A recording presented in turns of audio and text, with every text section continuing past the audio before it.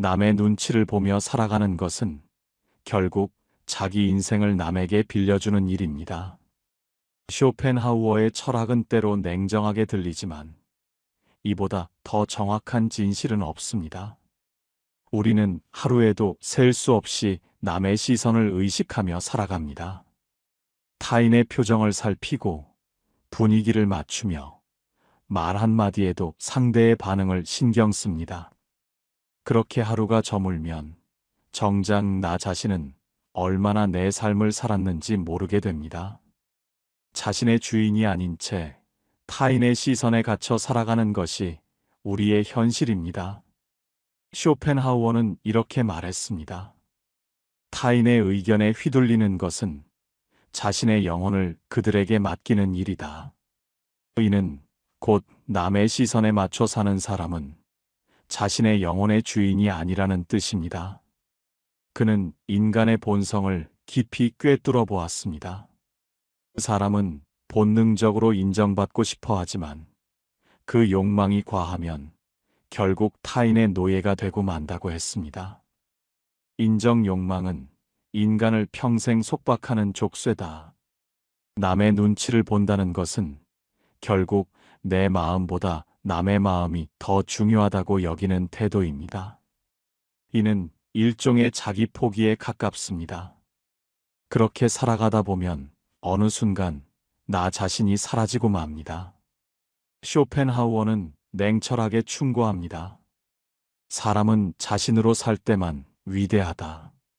남의 기대 속에서 사는 순간 그 위대함은 죽는다. 그는 남의 시선에서 벗어나는 방법을 아주 단순하게 제시했습니다. 고독을 친구로 삼으라. 그는 세상의 소음에서 멀어질수록 인간이 본래의 자신을 찾을 수 있다고 말했습니다. 그에게 고독은 고통이 아니라 자유의 또 다른 이름이었습니다. 우리는 종종 외로움을 두려워합니다. 하지만 쇼펜하우어는 이렇게 말합니다. 외로움은 위대한 정신이 머무는 장소다. 남의 눈치를 보지 않는 사람은 결국 혼자 있을 줄 아는 사람입니다.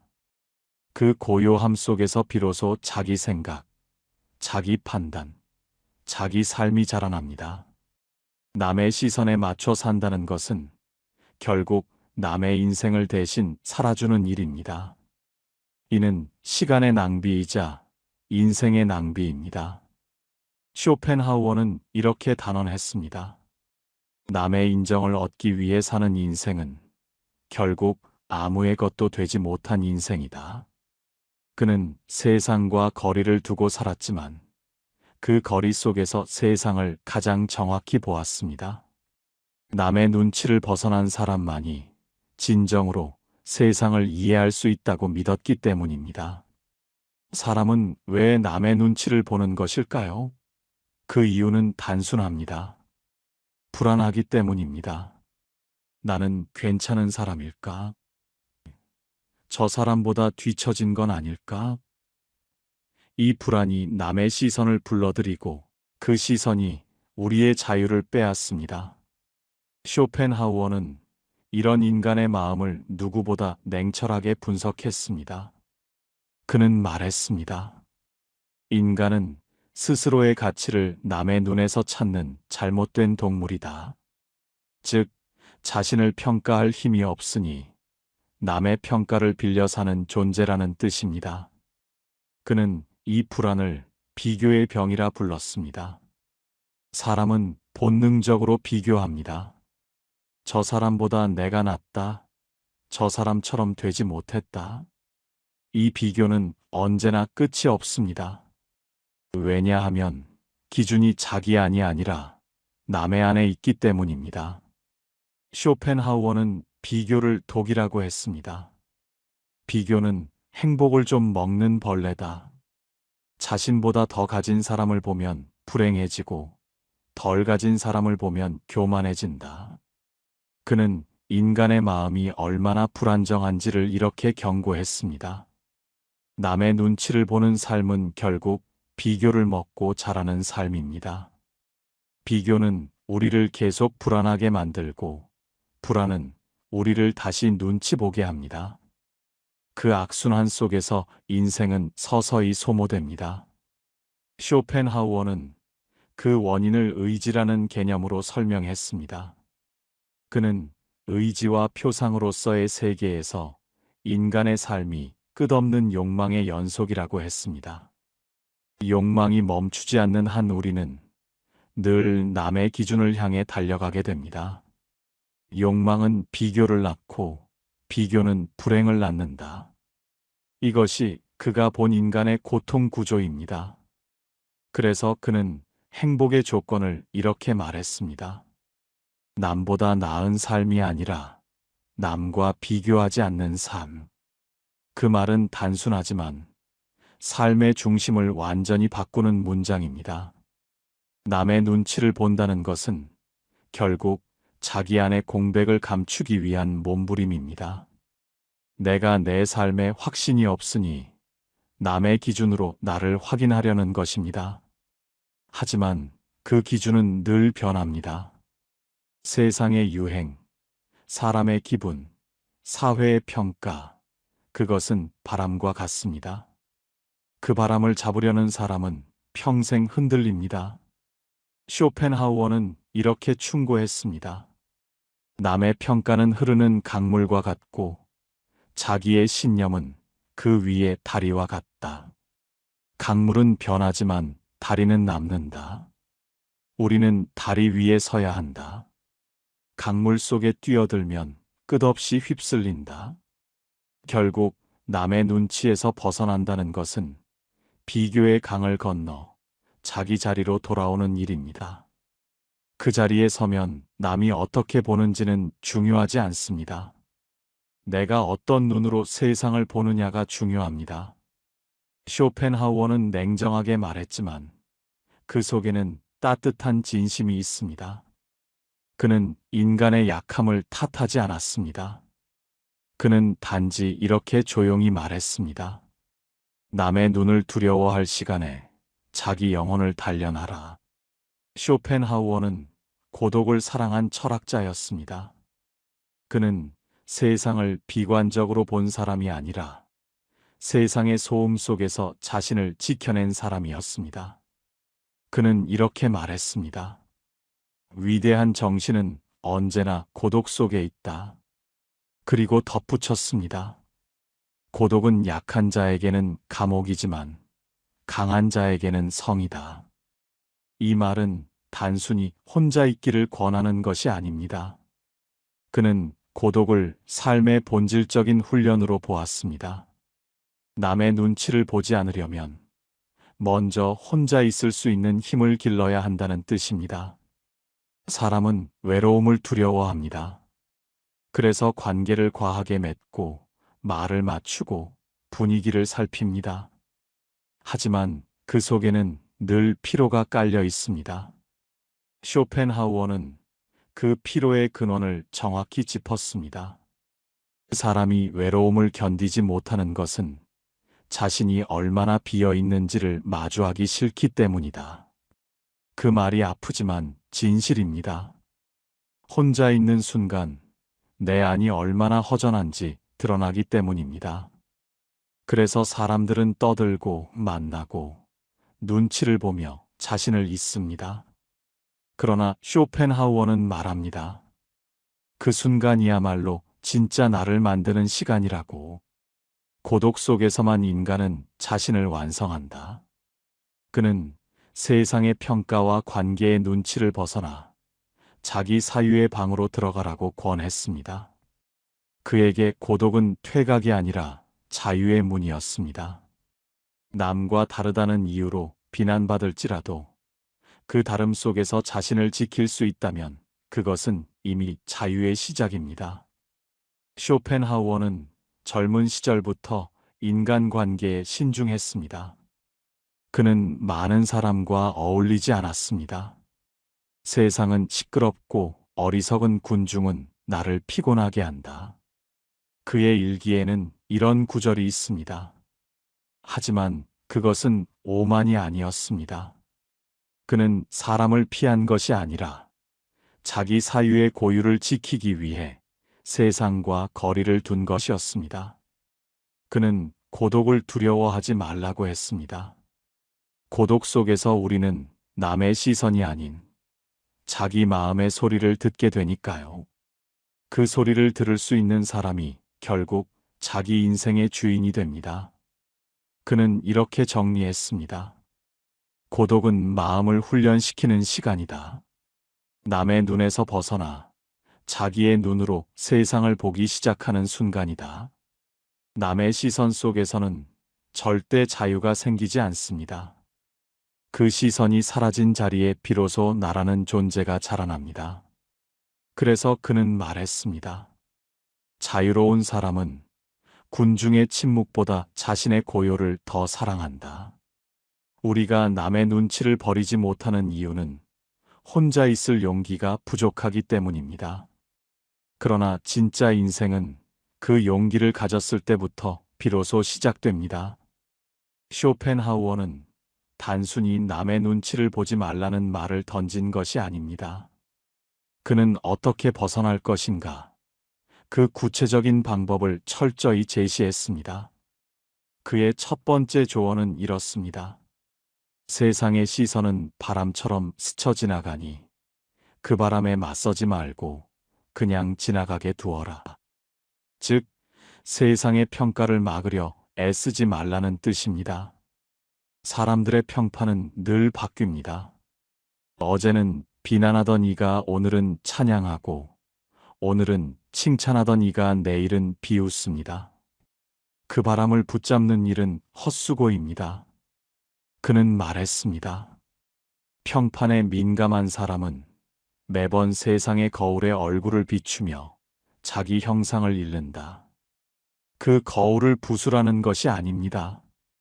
그냥 거울 앞에 서지 않는 용기를 가지라는 것입니다. 두 번째 조언은 사유의 독립을 가지라는 것입니다. 쇼펜하우어는 말했습니다. 자기 생각을 가진 사람만이 자유롭다. 남의 생각을 빌려 사는 사람은 늘 남의 시선에 묶인다. 남이 맞다고 하면 맞고 틀리다고 하면 흔들립니다. 그런 삶은 결국 자기의 인생이 아닙니다. 그는 사유의 독립을 위해 독서를 강조했습니다. 하지만 단순한 지식의 독서가 아니라 혼자서 생각할 줄 아는 독서였습니다. 읽은 것을 그대로 믿지 말고 읽은 것 위에 내 생각을 세워라. 그것이 남의 눈으로부터 벗어나는 첫걸음이라고 했습니다. 세 번째는 거리를 두는 힘입니다. 그는 인간관계에 관해 이렇게 말했습니다. 사람을 너무 가까이 하면 실망하고 너무 멀리 하면 고립된다. 적당한 거리가 평온을 준다. 즉, 타인의 시선에서 자유로워지려면 사람과 적당한 간격을 유지해야 한다는 것입니다. 그 거리감은 냉정이 아니라 자기 보호의 지혜입니다. 그는 또 이렇게 썼습니다. 모든 인간관계에는 한 걸음 뒤에 여백이 필요하다. 그 여백이 사람의 품격을 지킨다. 이 말은 지금의 우리에게 더욱 절실합니다.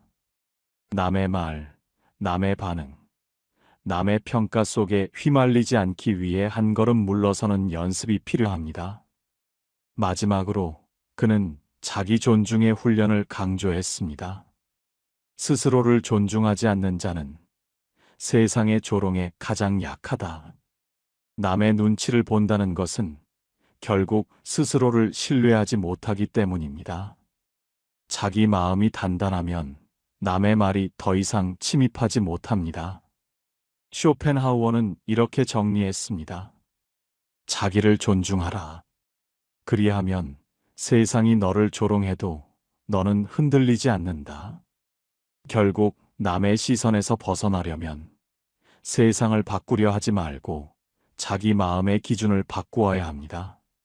남이 나를 어떻게 보는가 보다 나는 나를 어떻게 보는가? 이 질문이 모든 철학의 출발점입니다. 그가 우리에게 던진 메시지는 명료합니다. 남의 시선은 너의 길을 가로막을 뿐이다. 그러나 너의 사유는 그 길을 스스로 밝힌다. 쇼펜하우어가 말한 자유로운 인간. 그는 격렬하지 않습니다. 오히려 조용히 단단한 사람입니다. 그의 자유는 소리치지 않고 그의 자존은 화려하지 않습니다. 그는 이렇게 말했습니다. 소음은 공허의 소리다. 가득 찬 그릇은 소리를 내지 않는다. 즉, 자신으로 가득 찬 사람은 남의 평가에 쉽게 반응하지 않습니다. 비난에도 동요하지 않고 칭찬에도 들뜨지 않습니다. 그 고요함이 바로 진짜 자유의 징표입니다. 우리는 흔히 자유를 하고 싶은 대로 사는 것이라 착각합니다. 그러나 쇼펜하우어가 말한 자유는 정반대입니다. 자유란 욕망으로부터의 해방이다. 욕망이란 단지 물질적 욕망만이 아닙니다. 인정받고 싶은 욕망, 사람들에게 잘 보이고 싶은 욕망. 이 모든 것이 자유를 가로막는 사슬입니다. 그는 인간의 존엄이란 결국 욕망을 조용히 거두는 능력이라고 했습니다. 남의 눈치를 보지 않는 사람은 그 욕망을 이미 이긴 사람입니다. 자기 마음의 주인이 되라. 그러면 세상의 주인도 될 것이다. 이 한 문장에 그의 철학 전체가 응축되어 있습니다. 그런 자유인은 태도가 다릅니다. 말이 적고 행동이 단정하며 남의 일에 쉽게 끼어들지 않습니다. 왜냐하면 그는 이미 자기 세계의 평온함을 지키고 있기 때문입니다. 그 평온함은 타인의 평가로부터 비롯되지 않습니다. 그것은 스스로의 성찰에서 오는 고요입니다. 쇼펜하우어는 이런 사람을 두고 말했습니다. 자유로운 사람은 혼자 있어도 전혀 쓸쓸하지 않다. 그의 생각이 그를 동행하기 때문이다. 그는 인간의 품격이란 결국 혼자 있을 때의 자세라고 보았습니다. 군중 속에서 눈치를 보는 사람은 혼자 있을 때 불안해합니다. 하지만 자기와 화해한 사람은 고요 속에서도 풍요롭습니다. 진짜 자유인은 남이 나를 좋아하는지, 나를 인정하는지에 휘둘리지 않습니다. 그는 묻습니다. 나는 지금 나 자신에게 떳떳한가? 이 질문 하나로 그는 하루를 정리합니다. 그것이 자존의 핵심입니다. 쇼펜하우어는 말했습니다. 스스로를 존중하지 않는 자는 세상의 비난에 늘 굴복한다. 그러나 자기 마음을 바로 세운 사람은 비난조차 고요하게 통과시킵니다. 그는 세상을 거부하지 않고 다만 세상의 시선을 초월할 뿐입니다. 그의 자존은 맹목이 아닙니다. 그것은 세상을 멀리서 보는 관조의 눈입니다. 그는 말했습니다. 인간은 세상을 지배할 수 없다. 그러나 세상이 나를 지배하게 둘 필요도 없다. 그는 그 경계 위에서 균형을 잡았습니다. 이 자유로운 태도는 결국 삶의 품격으로 이어집니다. 그는 고독 속에서도 품위 있게 살았고 오해 속에서도 침묵을 잃지 않았습니다. 그 침묵은 패배가 아니라 스스로를 지키는 철학적 방패였습니다.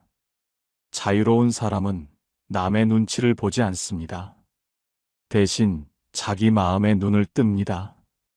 그 눈으로 세상을 보면 타인의 평가가 아니라 진실이 보입니다. 그것이 쇼펜하우어가 말한 고요한 자존의 경지입니다. 쇼펜하우어는 인간의 고통 대부분이 남의 눈에 비친 나 때문에 생긴다고 말했습니다. 그는 그 마음의 작동 방식을 이렇게 분석했습니다. 사람은 자기 자신보다 타인이 그를 어떻게 보는지를 더 중시한다. 그래서 그는 평생 자신을 연기한다. 이 문장은 냉소 같지만 사실은 통찰입니다. 남의 시선에 맞춰 사는 사람은 자기 인생의 주인공이 아닙니다. 그는 관객의 박수를 먹고 사는 배우입니다. 공연이 끝나면 남는 것은 공허뿐입니다. 쇼펜하우어는 이런 삶을 허상의 인생이라 불렀습니다. 타인의 인정을 얻기 위해 사는 사람은 자기 확신을 잃어버린 사람이다. 그가 경계한 것은 외부의 시선이 아니라 그 시선에 매달리는 우리의 약함이었습니다. 남의 인정보다 더 단단한 것은 자기 확신입니다. 자기 확신은 거창한 철학에서 오지 않습니다. 그것은 조용한 습관에서 생깁니다. 스스로 옳다고 믿는 일을 꾸준히 하는 습관, 남이 보지 않아도 최선을 다하는 태도, 그 반복이 내면의 근육을 만듭니다. 그는 말했습니다. 스스로를 존중하는 사람은 남의 인정이 없어도 고개를 숙이지 않는다. 이 말은 단순한 자존심이 아닙니다. 그것은 자신이 지켜온 삶에 대한 확신입니다. 남의 평가보다 자기 판단을 더 믿는 사람. 그가 바로 쇼펜하우어가 말한 품격 있는 인간입니다. 그는 또 이렇게 덧붙였습니다. 세상은 너를 모를 수 있다. 그러나 내가 너 자신을 모르면 모든 것이 헛되다. 이 말은 오늘을 사는 우리에게 그대로 닿습니다. 남의 인정이 없다고 무너질 필요가 없습니다. 그들이 모른다고 해서 당신의 진심이 작아지는 것은 아니니까요. 자기 확신은 고요함 속에서 길러집니다. 군중의 소리보다 양심의 속삭임을 듣는 사람. 그가 진짜로 강한 사람입니다. 쇼펜하우어는 세상의 인정을 거부하지 않았습니다. 그는 단지 그 인정에 자기 존재를 의탁하지 않았을 뿐입니다. 그는 썼습니다. 인간의 품격은 남의 칭찬으로 높아지는 것이 아니라 남의 비난 앞에서도 낮아지지 않는 데 있다. 그 말은 지금의 우리에게 조용한 확신을 요구합니다. 남이 알아주지 않아도 묵묵히 자신의 길을 가는 힘, 그 힘이야말로 삶의 품격을 결정합니다. 결국 쇼펜하우어가 말한 자유는 외부로부터의 독립이 아니라 내면의 독립입니다. 그는 자기 마음의 중심에서 이렇게 말합니다. 내 안의 기준이 흔들리지 않으면 세상이 나를 흔들 수 없다. 세상은 언제나 소란스럽습니다. 누가 옳다, 누가 틀리다, 누가 성공했다, 누가 실패했다. 그 속에서 자기 확신을 지키는 것은 쉽지 않습니다. 하지만 그 확신을 잃는 순간 인생은 남의 연극 무대가 됩니다. 쇼펜하우어는 마지막까지 한결같이 외쳤습니다. 남의 인정은 달콤한 독이다. 그 맛을 아는 순간 너의 자유는 사라진다. 그의 철학은 우리에게 묻습니다. 오늘 당신은 자기 확신으로 살았는가? 아니면 남의 인정에 기대어 살았는가? 쇼펜하우어는 평생을 외로이 살았습니다. 그의 사상은 당대에 인정받지 못했고 그의 이름은 생전에 빛나지 않았습니다. 하지만 그는 단 한 번도 흔들리지 않았습니다. 그는 믿었습니다. 진리는 군중의 박수가 아니라 시간이 증명한다. 그의 철학은 결국 한 문장으로 요약됩니다. 너 자신으로 살아라. 남의 기대 속에서 너를 잃지 말라. 그는 남의 눈을 의식하지 않았습니다. 사람들이 자신을 오만하다 해도 그는 자신의 고독을 지켰습니다. 그 고독이야말로 자유의 가장 깊은 형태였기 때문입니다. 그는 썼습니다. 대부분의 사람은 남의 인생을 살아간다. 그들은 자기 마음의 목소리를 듣지 못한 채 평생 군중의 그림자 속을 걷는다. 그는 그 군중의 소용돌이에서 빠져나왔습니다. 그리고 자기만의 길을 걸었습니다. 그가 택한 길은 외로웠지만 그 안에는 진실이 있었습니다. 남의 눈에 들기 위해 사는 자는 결국 자기 눈을 잃는다. 그 말은 냉정하지만 그 안에는 강렬한 해방의 선언이 담겨 있습니다. 쇼펜하우어에게 인생은 경쟁의 무대가 아니었습니다. 그는 말했습니다. 인생은 남과의 싸움이 아니라 자기 안의 싸움이다. 그 싸움에서 이기는 사람은 남보다 화려한 사람이 아니라 자기 마음을 지켜낸 사람입니다. 그는 우리에게 조용히 가르칩니다. 세상이 소란스러울수록 너는 더 고요하게 서라. 그 고요함 속에서 우리는 비로소 진짜 나의 목소리를 듣게 됩니다. 그의 마지막 조언은 놀라울 만큼 단순합니다. 남의 길을 따르지 말고 자기 길을 걸어라. 그 길은 때로 좁고 거칠지만 그 위에서만 인간은 진짜 자유로워집니다. 남의 시선을 따라 사는 사람은 늘 불안합니다. 하지만 자기 길을 걷는 사람은 고요합니다. 그 고요함은 세상의 칭찬보다 훨씬 값진 것입니다. 그는 썼습니다. 명예는 소음처럼 사라지지만 평온한 마음은 평생을 남는다. 쇼펜하우어는 결국 자기 확신의 철학자였습니다. 그는 세상을 이기려 하지 않았습니다. 그는 다만 자기 자신에게 이기려 했습니다. 그 승리가 곧 인간의 품격이라고 믿었습니다. 그래서 그의 철학은 결코 냉소가 아닙니다. 그것은 고요한 인간의 표현입니다. 남을 이해하기 전에 먼저 자신을 이해하라. 그리하면 너는 더 이상 눈치를 보지 않게 된다. 오늘의 우리도 그 질문 앞에 서야 합니다. 나는 지금 나의 길을 걷고 있는가? 아니면 누군가의 시선을 따라가고 있는가? 남의 눈치는 잠시의 평안을 주지만 자기 확신은 평생의 평화를 줍니다. 쇼펜하우어는 우리에게 그 차이를 알려줍니다. 그는 세상을 떠나며 이런 말을 남겼습니다. 세상은 나를 몰랐지만 나는 내 마음을 알았다. 그 한 문장이야말로 남의 시선으로부터 완전히 자유로워진 인간의 선언입니다. 남의 눈치를 보며 사는 것은 시간의 낭비이자 인생의 낭비입니다. 그 시간에 자신을 단련하고 마음을 단단히 세우십시오. 남이 당신을 알아주지 않아도 괜찮습니다. 당신이 당신을 알고 있다면 그것으로 충분합니다. 쇼펜하우어는 결국 이렇게 말하고 싶었던 겁니다. 인생은 남에게 보이기 위한 것이 아니라 자기 자신을 완성하기 위한 것이다. 그 한 문장이 당신의 오늘을 조금 더 자유롭게 만들어줄 것입니다. 여러분, 혹시 주변에서 항상 웃으며 모든 것을 받아주던 사람이 어느 날 갑자기 차가운 표정으로 등을 돌리는 모습을 본 적 있으신가요? 어제까지는 나의 가장 든든한 아군 같았던 사람이 오늘 아침 아무 말 없이 완전히 사라져버리는 그 뒷모습을 보며 당혹감과 함께 알 수 없는 공포를 느껴본 적은 없으신지요? 아마 많은 분들이 이런 경험을 직접 겪으셨거나 혹은 주변의 이야기를 들으며 고개를 끄덕이실 겁니다.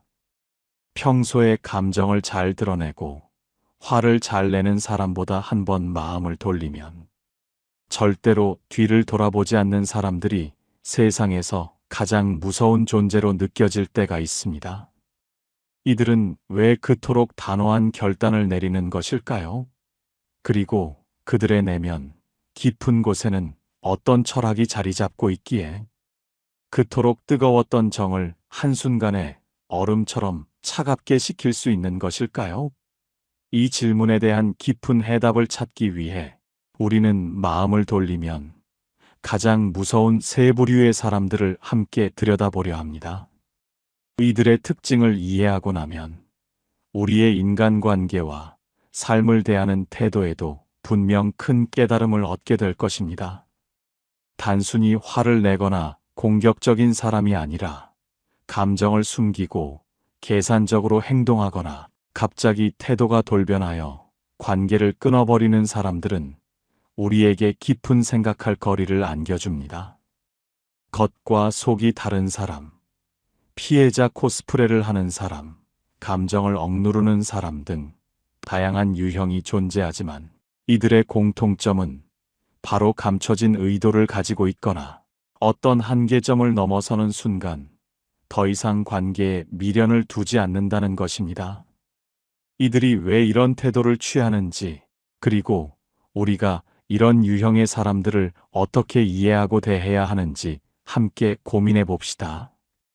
여러분의 인간관계를 더욱 성숙하게 만들고 자신을 지키는 지혜를 얻는 소중한 시간이 되기를 진심으로 바랍니다. 자, 그럼 그 첫 번째 유형부터 자세히 살펴보도록 하겠습니다. 우리의 삶은 예측 불가능한 변수들로 가득 차 있지만 적어도 사람의 마음이 변하는 패턴을 이해한다면 불필요한 상처를 줄이고 현명한 선택을 내릴 수 있을 것입니다. 과거의 경험들을 돌이켜보며 과연 나는 어떤 유형의 사람들과 관계를 맺어왔고 앞으로는 어떤 관계를 만들어 나갈지 깊이 성찰해보는 기회가 되기를 바랍니다. 진정한 관계는 서로의 마음을 이해하고 존중하는 것에서부터 시작되니까요. 첫 번째, 마음 돌리면 가장 무서운 사람들은 바로 관계가 끝나는 순간 태도가 돌변하여 싸울 기회조차 주지 않는 유형입니다. 이런 사람들은 평소에는 참을성이 많고 갈등을 싫어하며 주변 사람들과 원만하게 지내려는 경향이 있습니다. 어쩌면 여러분 주변에서 가장 착한 사람이라는 평가를 듣는 이들일지도 모릅니다. 그들은 어떤 불합리한 상황이나 상대방의 무례함에도 쉽게 반응하지 않고 묵묵히 자신의 자리에서 최선을 다합니다. 마치 모든 것을 이해하고 용서해 줄 것 같은 넓은 마음을 가진 것처럼 보이죠. 하지만 이런 유형의 사람들에게는 남들이 알지 못하는 아주 중요한 임계점이 존재합니다. 그 임계점에 도달하기 전까지는 모든 것을 수용하고 받아들이지만 일단 그 선을 넘어서는 순간 그들의 마음은 걷잡을 수 없이 차갑게 식어버립니다. 마치 끓어오르던 물이 얼음장처럼 변하는 것처럼 말이죠. 그들은 더 이상 관계를 유지하기 위한 어떤 노력도 기울이지 않습니다. 논쟁하거나 설득하려 하지도 않고 변명하거나 해명하려 들지도 않습니다. 그저 조용히 그리고 단호하게 관계의 끈을 놓아버립니다. 여러분은 아마 이런 상황에서 당혹감에 휩싸일 것입니다. 도대체 무슨 일이 있었던 거지? 왜 아무 말도 없이 이렇게 끝내버리지? 하는 질문들이 머릿속을 가득 채울 겁니다. 하지만 이미 그들에게는 모든 관계가 정리된 상태입니다. 그들은 관계가 끝나는 순간 문자 메시지 한 통이나 전화 한 통 없이 사라지거나 연락이 와도 단답형으로 대답하며 철저히 거리를 둡니다. 마치 그동안 쌓아왔던 모든 감정과 추억들이 한순간에 지워진 듯 행동합니다. 이렇게 태도가 돌변하는 유형이 무서운 이유는 상대방에게 반성하거나 사과할 기회조차 주지 않는다는 데 있습니다. 보통 사람들은 갈등이 생기면 싸우고 화해하는 과정을 통해 관계를 재정립하거나 적어도 서로의 입장을 이야기하며 매듭을 짓곤 합니다. 그러나 이들은 그런 과정을 생략합니다. 이미 그들의 마음속에서는 모든 계산이 끝났고 더 이상 상대방과 소통할 필요성을 느끼지 못하는 것입니다. 그들에게는 관계를 회복할 여지 자체가 사라진 것이나 다름없습니다.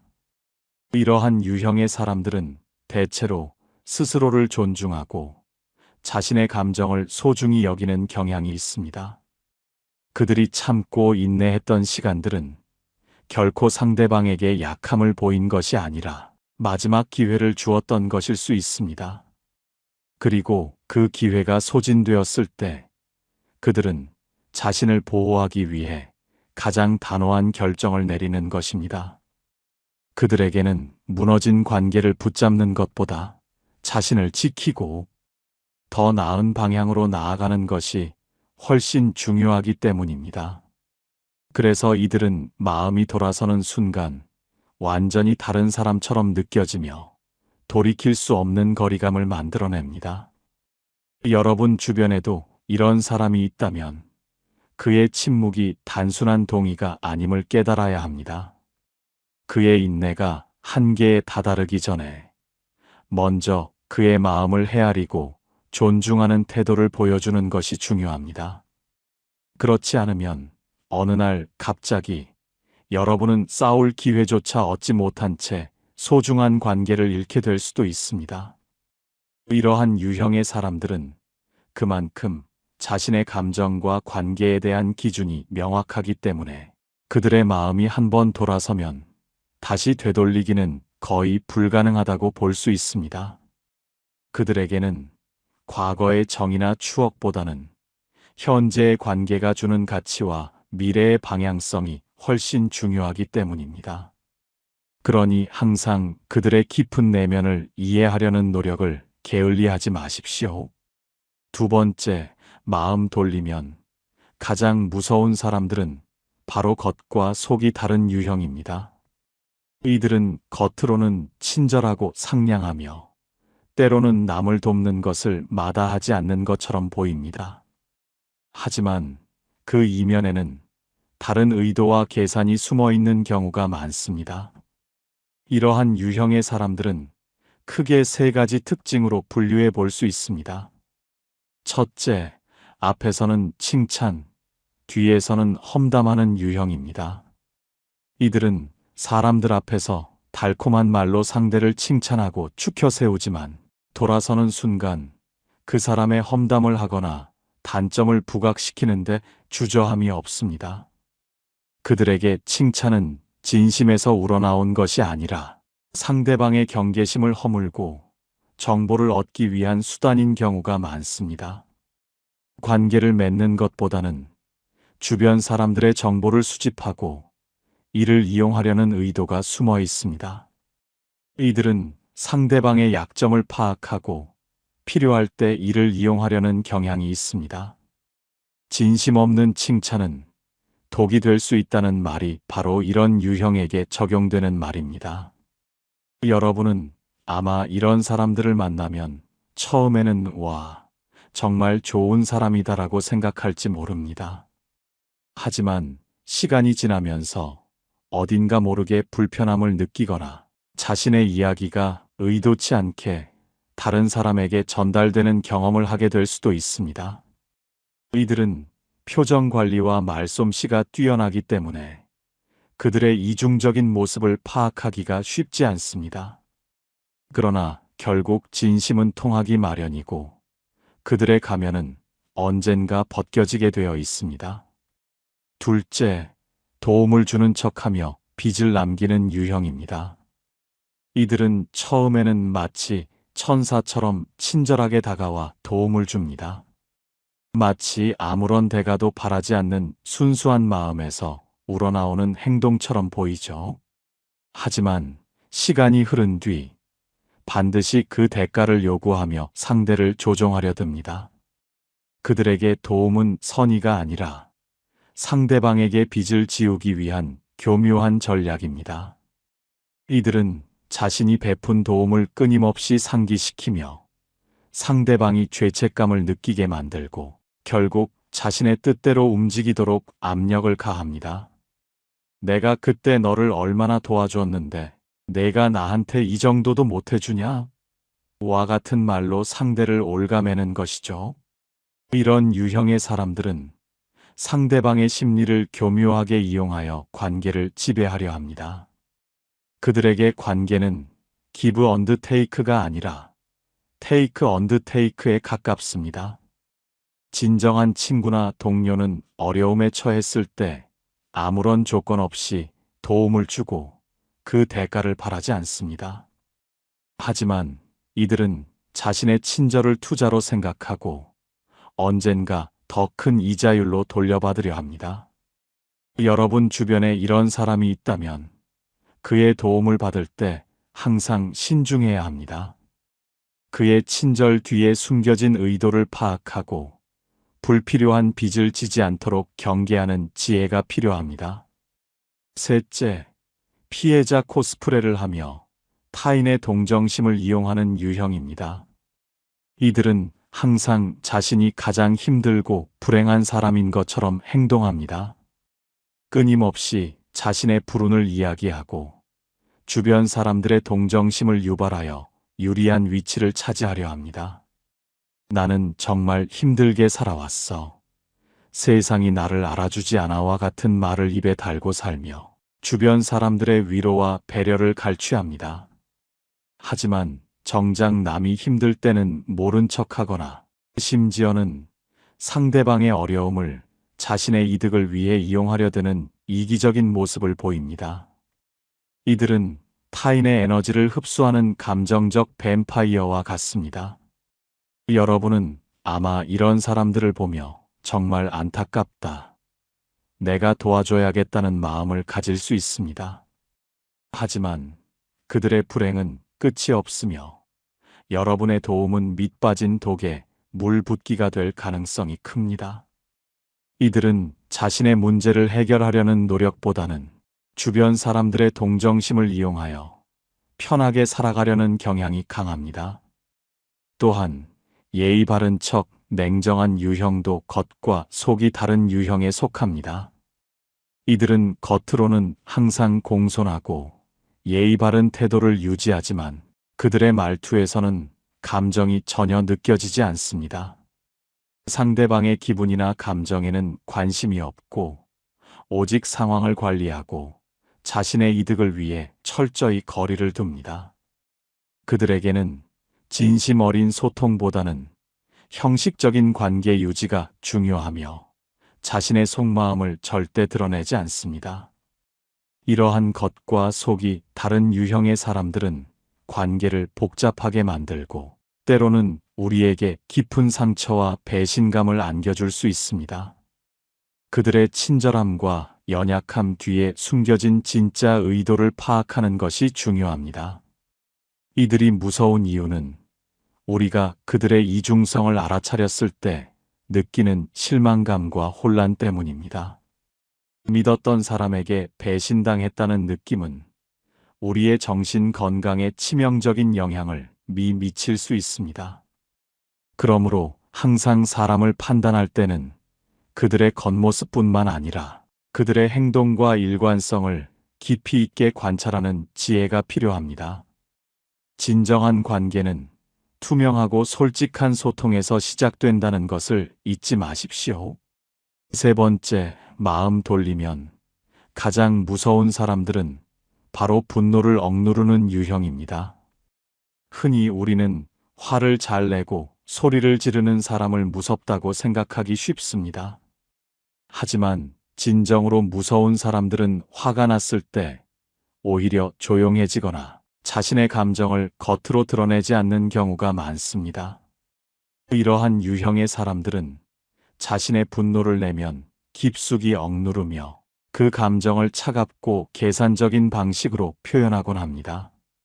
오은영 박사를 비롯한 많은 전문가들은 화가 났을 때 진짜 무서운 사람들의 특징을 분석하며 겉으로 보이는 격정적인 분노보다 내면에 침묵하는 분노가 훨씬 더 위험할 수 있다고 말합니다. 그렇다면 분노를 억누르는 유형이 왜 무서운 것일까요? 첫째, 예측 불가능성 때문입니다. 이들은 평소에 자신의 감정을 잘 드러내지 않기 때문에 상대방은 그들이 언제, 어떤 방식으로 분노를 터뜨릴지 전혀 예측할 수 없습니다. 계속해서 쌓여만 가던 분노가 어느 순간 임계점을 넘어 폭발할 때 그 파괴력은 상상을 초월할 수 있습니다. 마치 조용히 잠자던 화산이 갑자기 폭발하는 것처럼 말이죠. 상대방은 그들의 침묵이 괜찮다는 의미인 줄 알았다가 갑작스러운 태도, 변화에 큰 충격을 받게 됩니다. 둘째, 치밀한 복수심 때문입니다. 분노를 억누르는 사람들은 단순히 화를 내고 끝내는 것이 아니라 그 감정을 오랫동안 가슴속에 품고 있다가 가장 효과적인 순간에 치밀하게 복수하려는 경향이 있습니다. 그들은 상대방에게 직접적으로 상처를 주기보다는 간접적인 방식으로 상대방의 가장 아픈 부분을 건드리거나 관계를 완전히 단절시키는 방식으로 복수심을 표출합니다. 예를 들어 중요한 순간에 등을 돌리거나 결정적인 정보를 제공하지 않거나 오랫동안 쌓아온 관계를 한순간에 끊어버리는 식입니다. 이러한 방식은 상대방에게 물리적인 피해를 주지는 않지만 정신적으로는 훨씬 더 큰 고통과 상실감을 안겨줍니다. 셋째, 진심을 알 수 없는 감정 때문입니다. 이들은 자신의 진짜 감정을 좀처럼 드러내지 않기 때문에 상대방은 그들이 진정으로 무엇을 느끼고 생각하는지 알기가 어렵습니다. 겉으로는 아무렇지 않은 척 웃고 있지만 속으로는 깊은 상처나 분노를 품고 있을 수 있습니다. 이러한 불확실성은 관계에 대한 불안감을 조성하고 결국 상대방마저도 그들을 믿고 의지하기 어렵게 만듭니다. 그들의 침묵은 때로는 상대방에게 투명한 벽처럼 느껴지며 소통의 단절을 가져옵니다. 넷째, 단호한 관계의 단절입니다. 이들은 관계에 대한 기대와 인내가 한계에 도달하면 주저없이 관계를 끊어버립니다. 그들에게는 더 이상 그 관계를 유지해야 할 이유가 없다고 판단되는 순간 미련 없이 돌아섭니다. 분노를 억누르던 시간 동안 그들은 이미 마음속으로 수많은 시뮬레이션을 거쳤을 것이고 관계를 정리하는 것에 대한 확고한 결심을 굳혔을 것입니다. 그래서 일단 마음을 돌리면 어떤 설득이나 애원도 통하지 않습니다. 그들은 이미 다른 미래를 계획하고 자신의 삶에서 상대방을 완전히 지워버린 상태입니다. 이러한 유형의 사람들은 때로는 자신의 감정을 건강하게 표현하는 방법을 배우지 못했거나 과거의 경험으로 인해 상처를 받을까봐 두려워하는 경우도 있습니다. 그래서 자신의 약점을 드러내지 않고 감정을 숨기는 것을 선택하는 것이죠. 그러나 이러한 방식은 결국 자신과 상대방 모두에게 더 큰 상처를 남길 수 있습니다. 여러분 주변에 이런 유형의 사람이 있다면 그들의 침묵을 간과해서는 안 됩니다. 그들의 조용한 태도, 뒤에 숨겨진 감정을 헤아리고 건강하게 소통할 수 있는 기회를 마련해 주는 것이 중요합니다. 진정한 강함은 자신의 감정을 솔직하게 인정하고 이를 건설적인 방식으로 표현하는 용기에서 나옵니다. 그러니 그들이 분노를 억누르기 전에 먼저 그의 마음을 읽어주고 대화의 문을 열어주는 노력이 필요합니다. 우리의 마음이 변하는 것은 자연스러운 일이지만 그 변화의 방식과 결과는 때로는 놀라울 정도로 우리를 두렵게 할 수 있습니다. 오늘 우리가 함께 살펴본 마음 돌리면 가장 무서운 세 부류의 사람들은 단순히 나쁜 사람이라기보다는 그들 나름의 이유와 가치관, 그리고 상처를 가지고 있는 복합적인 존재들입니다. 첫 번째 유형은 관계가 끝나는 순간 태도가 돌변하여 싸울 기회조차 주지 않는 유형이었습니다. 이들은 오랜 시간 인내하다가 임계점을 넘어서면 단호하게 관계를 끊어버리며 상대방에게는 반성이나 사과할 기회조차 주지 않습니다. 그들의 침묵은 동의가 아니라 인내였으며 일단 마음이 돌아서면 되돌릴 수 없는 깊은 거리감을 만들어냅니다. 그들은 자신을 존중하고 보호하려는 강한 의지를 가지고 있기 때문에 스스로에게 가치 없는 관계라고 판단되면 미련 없이 떠나는 것입니다. 두 번째 유형은 겉과 속이 다른 유형이었습니다. 이들은 앞에서는 칭찬하고 도와주는 척하지만 뒤에서는 험담을 하거나 자신의 이득을 위해 상대를 이용하려 합니다. 피해자 코스프레를 하거나 예의 바른 척 냉정한 태도를 보이기도 하며 그들의 친절 뒤에는 교활한 의도와 계산이 숨어 있습니다. 이들은 관계를 진심으로 맺기보다는 타인의 정보를 수집하거나 조종하려 드는 경향이 강합니다. 이러한 유형은 우리가 그들의 이중성을 알아차렸을 때 깊은 배신감과 혼란을 안겨주기 때문에 무섭습니다. 세 번째 유형은 분노를 억누르는 유형이었습니다. 이들은 화가 나도 겉으로 드러내지 않고 조용히 감정을 쌓아두다가 예측 불가능한 순간에 단호한 방식으로 복수심을 표출하거나 관계를 단절합니다. 그들의 침묵은 단순한 참을성이 아니라 깊은 분노와 치밀한 계산이 숨겨져 있을 수 있습니다. 그들에게는 감정적인 교류보다는 자신의 원칙과 결정이 더 중요하며 일단 마음을 돌리면 어떤 설득도 통하지 않습니다. 이들의 예측 불가능한 태도와 치밀한 복수심은 상대방에게 큰 심리적 압박감을 주며 관계를 파괴하는 원인이 되기도 합니다. 이 세 가지 유형의 사람들이 무서운 이유는 그들의 행동이 예측 불가능하고 우리의 기대와는 다른 방향으로 흘러가며 종종 우리에게 깊은 상실감과 배신감을 안겨주기 때문입니다. 하지만 우리가 이러한 유형의 특징을 이해한다면 불필요한 오해를 줄이고 더 현명하게 관계를 맺을 수 있는 지혜를 얻을 수 있습니다. 중요한 것은 상대방의 침묵을 긍정의 신호로 오해하지 않는 것입니다. 상대가 아무 말이 없다면 그것은 동의가 아니라 인내의 과정이거나 이미 마음속으로 관계를 정리하고 있을 가능성이 높습니다. 그들의 인내의 댐이 무너지기 전에 먼저 상대방의 감정에 귀 기울이고 존중하는 태도를 보여주는 것이 중요합니다. 또한 신용을 목숨처럼 여기십시오. 마음을 돌리면 무서운 사람들은 대개 신용을 어기는 것을 가장 혐오합니다. 한번 약속한 것을 가볍게 여기거나 상황에 따라 말을 바꾸는 사람을 그들은 마음속에서 가장 먼저 삭제합니다. 용서란 한두 번은 가능할지 몰라도 반복되는 거짓과 불성실은 관계의 종말을 의미한다는 것을 기억해야 합니다. 그리고 상대방의 성장을 진심으로 응원하고 존중하십시오. 관계를 유지하는 가장 좋은 방법은 서로가 서로에게 긍정적인 자극이 되는 것입니다. 누군가를 내 밑에 두려고 하거나 상대의 희생을 당연시하는 순간 그 관계의 생명력은 끝이 납니다. 무서운 사람일수록 자신의 가치를 훼손하는 관계에서 빨리 탈출하려 합니다.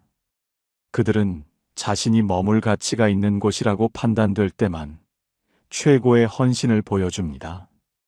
마음을 돌리면 무서운 사람, 그들은 어쩌면 이 세상에서 가장 뜨거운 심장을 가진 사람들일지도 모릅니다. 누구보다 깊이 사랑했고 누구보다 성실히 관계에 임했기에 그 끝에서 뒤돌아보는 발걸음이 그토록 단호할 수 있는 것입니다. 그것은 누군가를 괴롭히기 위함이 아니라 오직 자신의 삶이라는 집을 더 튼튼하게 짓기 위한 결단입니다. 그들은 홀로 서는 것에 두려움이 없습니다. 당신이 없어도 그들의 인생은 충분히 빛날 준비가 되어 있기에 미련 없이 손을 놓을 수 있는 것입니다. 여러분, 이제 여러분의 주변을 한번 돌아보십시오. 항상 그 자리에서 묵묵히 웃어주던 사람, 나의 허물을 덮어주고 굳은 일을 대신해주던 그 사람의 표정을 자세히 살펴보십시오. 혹시 그 미소 뒤에 깊은 피로감이 서려 있지는 않나요? 그의 침묵이 예전보다 길어지고 있지는 않나요? 만약 그렇다면 지금이 바로 여러분이 먼저 손을 내밀어야 할 때입니다. 그가 마음을 돌리기 전까지는 아직 기회가 있습니다. 하지만 그가 한번 문을 닫고 나가버린다면 그 어떤 노력도 그의 다친 마음을 여는 데는 소용이 없을 것입니다. 진정한 강함이란 겉으로 드러내는 분노가 아니라 속으로 사귀는 인내와 결정적인 순간에 발휘되는 결단력에 있습니다. 우리 또한 누군가에게 무서운 사람이 될 필요는 없지만 적어도 자신의 삶을 지키기 위한 단호함은 가져야 합니다. 그리고 그런 단호함을 가진 사람들을 존경하고 소중히 대해야 합니다. 그들이 여러분의 곁을 지키고 있다는 것은 여러분이 그만큼 가치 있는 사람이라는 증거이기도 하니까요.